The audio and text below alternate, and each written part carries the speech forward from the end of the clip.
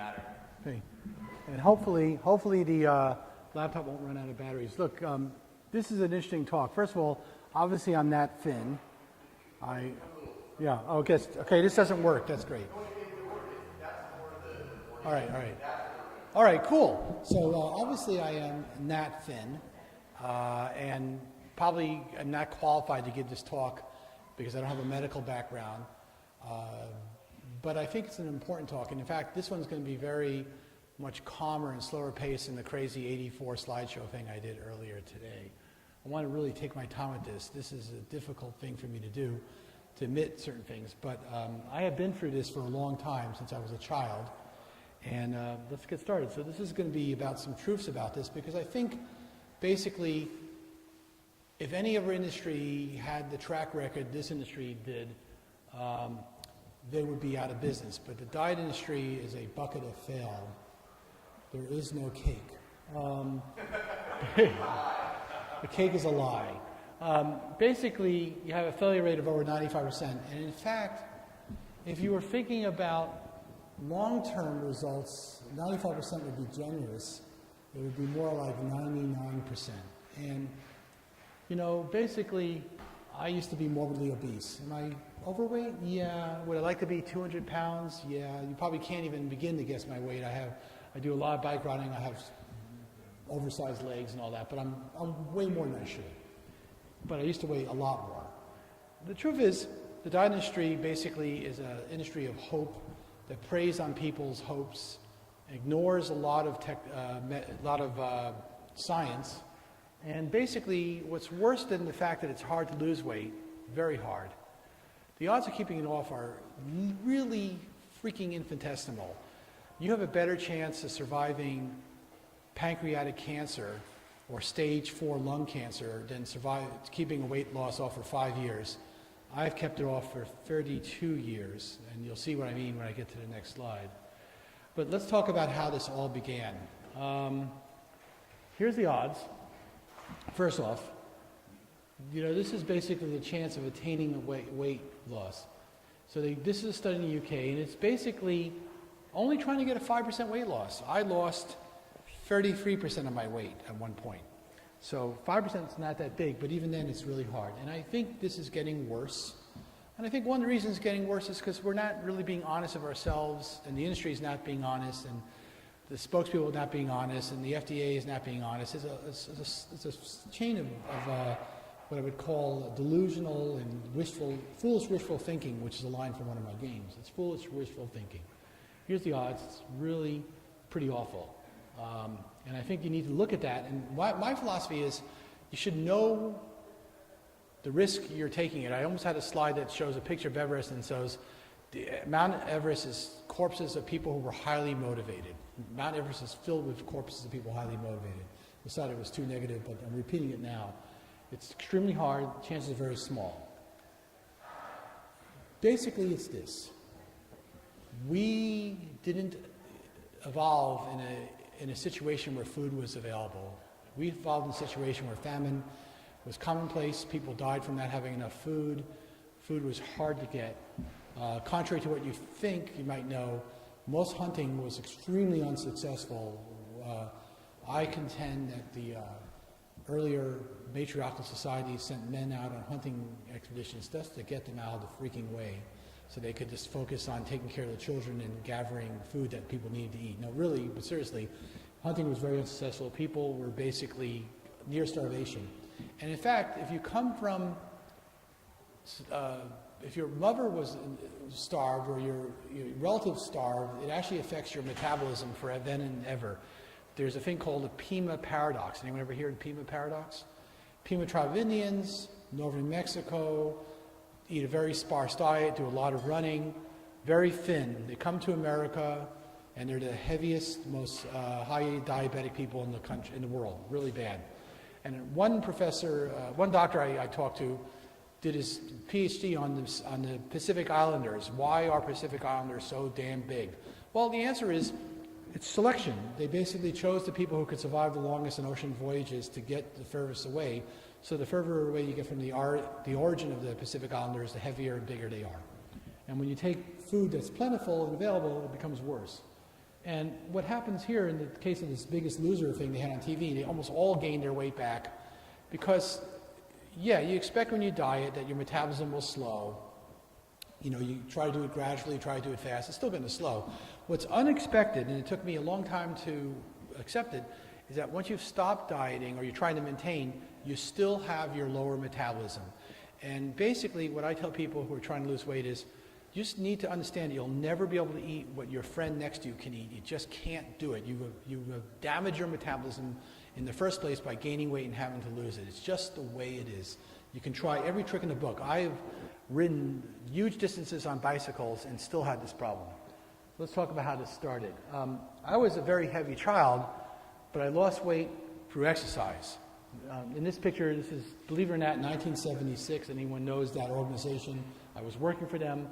I got thin while eating a very heavy diet. I was actually probably in college when I was on the cycling team. I was probably eating 6,000 to 7,000 calories a day. I used to have 2 dinners, but I was thin because I was riding 300 or 400 miles a week, and I was riding hard and fast. It was really cool. When I came back from this summer working for Bicentennial, my parents didn't know who I was. It was one of the coolest times in my life. So yeah, I did it mostly from exercise. I had bad habits. I was, you got to be honest with yourself.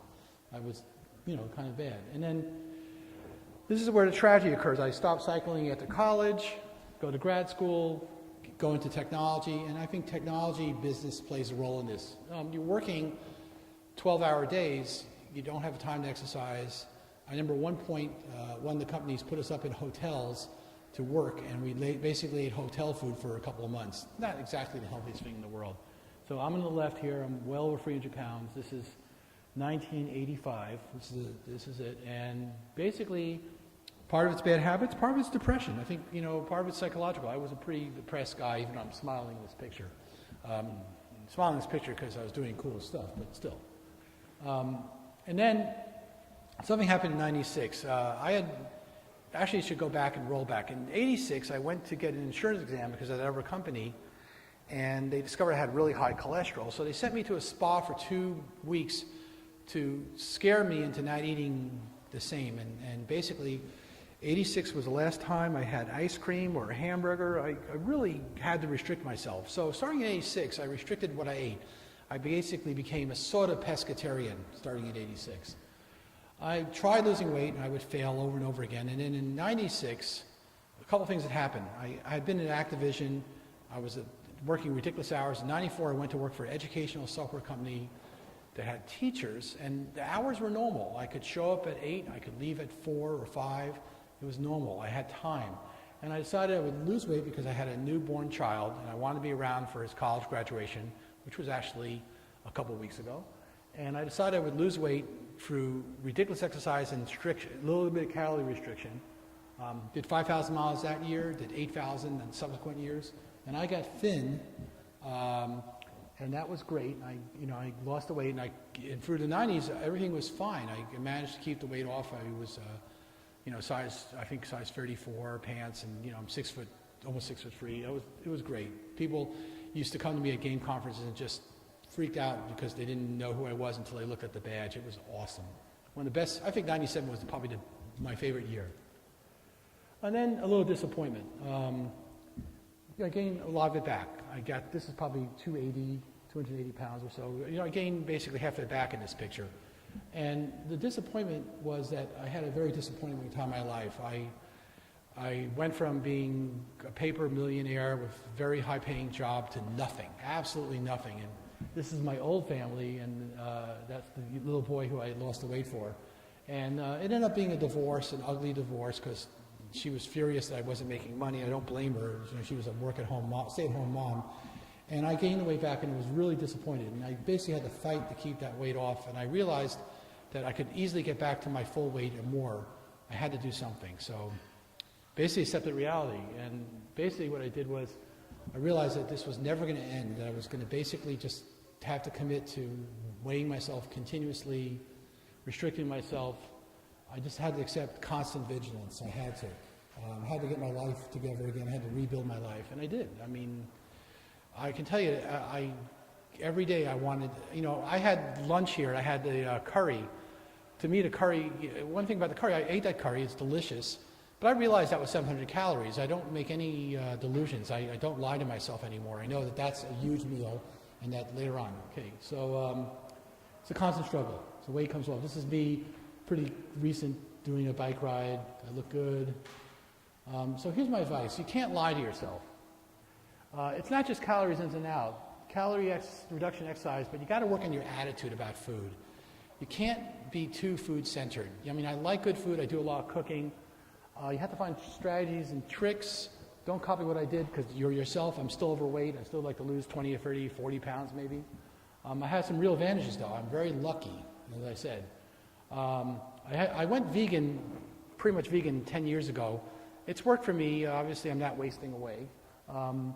But restricting what I eat lets me reduce calories because it reduces my choices. And I love cycling. And I got back into cycling in a big way.